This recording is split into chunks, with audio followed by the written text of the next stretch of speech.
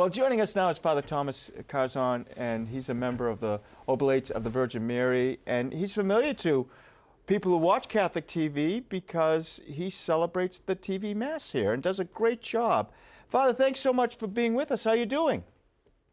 Doing very well. Thanks. Great to be here with you today. I recognize that face.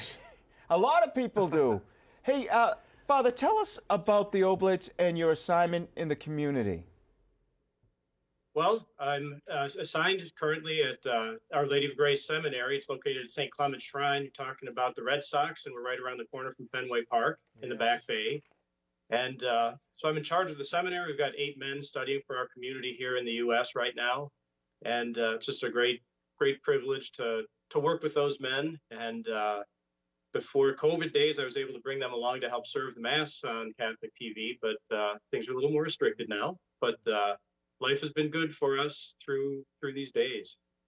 So, in fact, we're Father Tom, could you tell us what's a typical day like in the life of a formation director?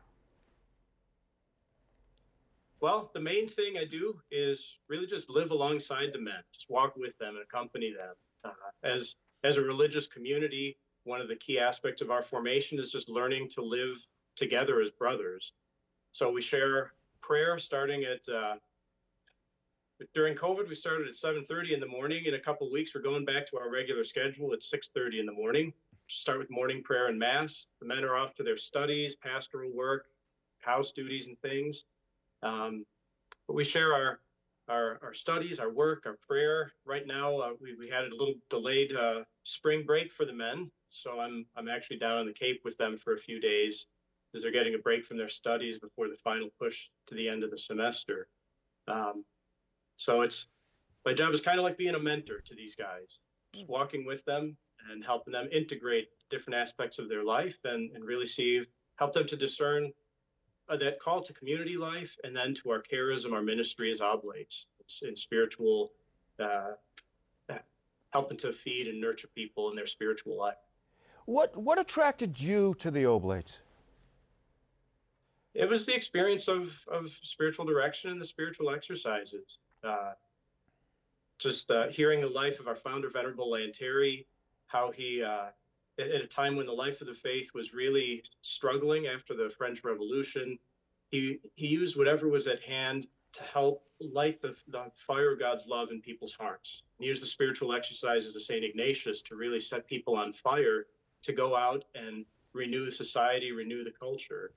And hearing his life just struck a chord with me. And then through my own formation, my own experience of retreat work and just living together with the brother Oblates who were my formators years ago, just kept lighting that fire in my heart. There's a gift that I want to share with others so that they can also go out into the world and just bring that light of Christ's gospel, that fire of Christ's love burning in their hearts.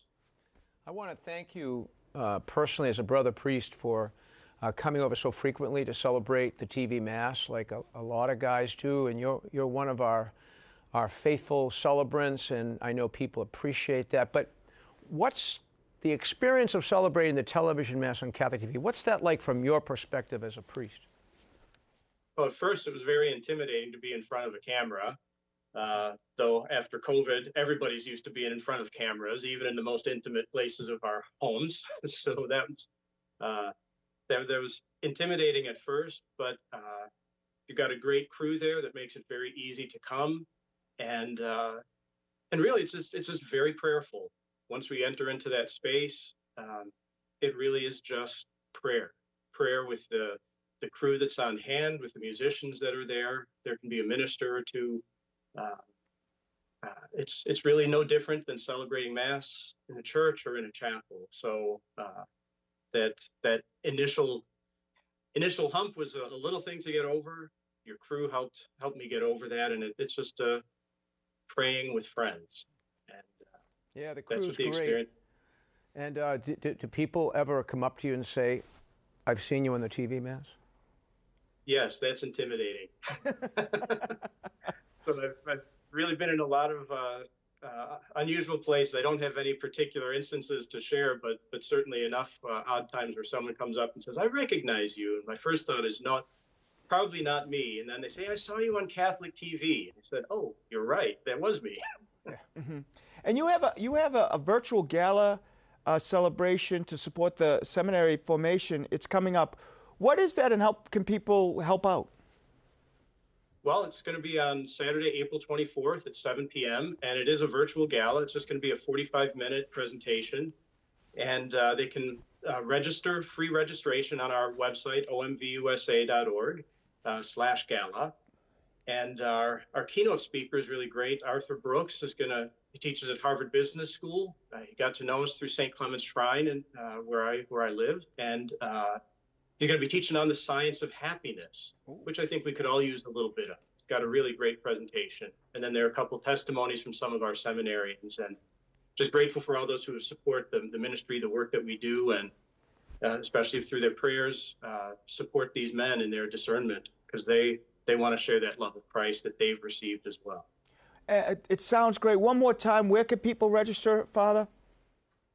All right, it's online, omvusa.org/gala. Very good. omvusa.org/gala. Well, as Bishop said, thank you so much for being with us today, but thank you for celebrating the Mass as well. It's always great when you come in. Have a great day. Thank you. God bless you too.